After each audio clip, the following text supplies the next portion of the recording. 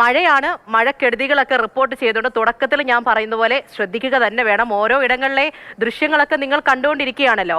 ഒരു റിപ്പോർട്ട് വാഴച്ചാലിൽ നിന്നാണ്. വാഴച്ചാലിൽ കാട്ടാന ഒഴുക്കിൽപ്പെട്ട ദൃശ്യത്തിലേക്കാണ്. അതായത് പുഴയുടെ നടുവിൽ 3 മണിക്കൂർ നേരമാണ് ആന കുടുങ്ങിപ്പോയത്.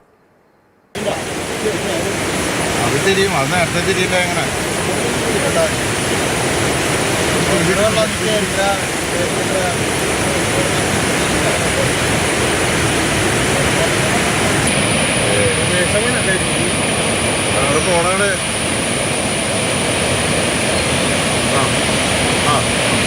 പോട്ടാടെ പോട്ടാട് പോട്ടാ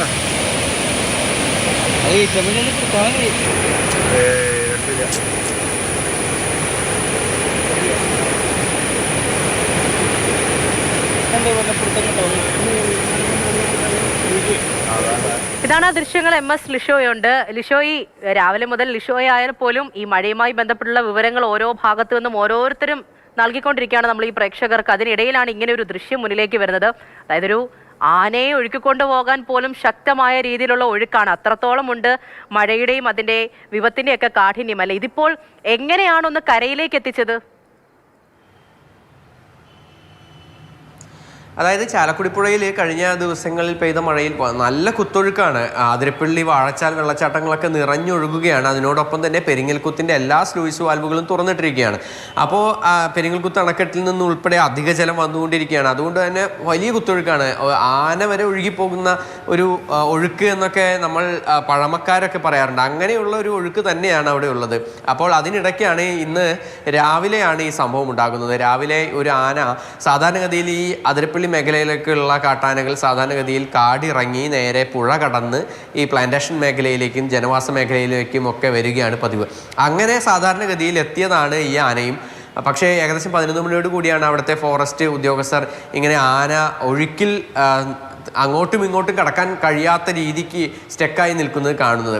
അങ്ങനെ അവർ കുറേ നേരം കാത്തു നിന്നു. ഒന്നും ചെയ്യാനില്ല. കാരണം ഈ പുഴയിലേക്ക് ഫോറസ്റ്റ് ഉദ്യോഗസ്ഥർക്കോ മറ്റാർക്കും തന്നെ ഇറങ്ങാൻ കഴിയാത്ത അവസ്ഥയാണ്. ആനയ്ക്ക് പോലും ആ കുത്തൊഴുക്കിനെ പിടിച്ചു നിൽക്കുക എന്ന് പറയുന്നത് വളരെയേറെ വെല്ലുവിളി നിറഞ്ഞൊരു കാര്യമാണ്. അങ്ങനെ ഒടുവിൽ അവർ ഒരു വഴി കണ്ടെത്തി. ഈ ഡാമിൻ്റെ ഷട്ടറുകൾ ഒന്ന് അടയ്ക്കുക, അല്ലെങ്കിൽ അതിൻ്റെ വെള്ളത്തിൻ്റെ അളവ്, പുറത്തേക്ക് വിടുന്ന വെള്ളത്തിൻ്റെ അളവ് ഒന്ന് കുറയ്ക്കുക, പെരിങ്ങൽകുത്ത് ഡാമിൻ്റെ. അങ്ങനെ പെരിങ്ങൽകുത്ത് ഡാമിൻ്റെ ഷട്ടറുകൾ തൽക്കാലത്തേക്ക് കുറച്ച് സമയം ഈ പുഴയിലെ കുത്തൊഴുക്കൊന്ന് കുറയാൻ വേണ്ടി ആ വെള്ളത്തിൻ്റെ അളവ്, തോത് വളരെയധികം കുറച്ചു. അങ്ങനെ ചാലക്കുടി പുഴയിലെ ഈ നീരൊഴുക്ക് അല്പം ഒന്ന് കുറയുകയും ചെയ്തു. അതിനോടൊപ്പം തന്നെ മഴ മാറി നിൽക്കുകയും ചെയ്തു. ആ ഒരു സമയത്ത് ആന സ്വയം ഈ കാട്ടിലേക്ക് തന്നെ കയറി പോവുകയാണ് ഉണ്ടായത്.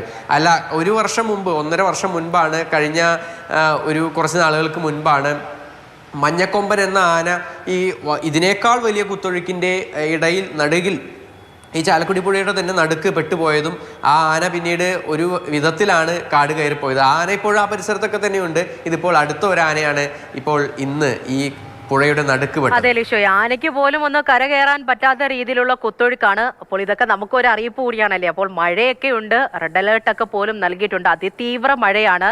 ഈ മഴ സമയത്ത് ഈ യാത്രയൊക്കെ പോവുക, ഈ വെള്ളമൊക്കെ ഉയരുമ്പോൾ കൗതുകത്തോടെയൊക്കെ കാണാൻ പോവുക, അങ്ങനെയുള്ള കാര്യങ്ങളൊക്കെ ഒന്ന് അവസാനിപ്പിക്കുക. അതും ഇതിനിടയ്ക്ക് കൂടി ഒന്ന് പറഞ്ഞു പോവുകയാണ്. ശരി ലിഷോയ്.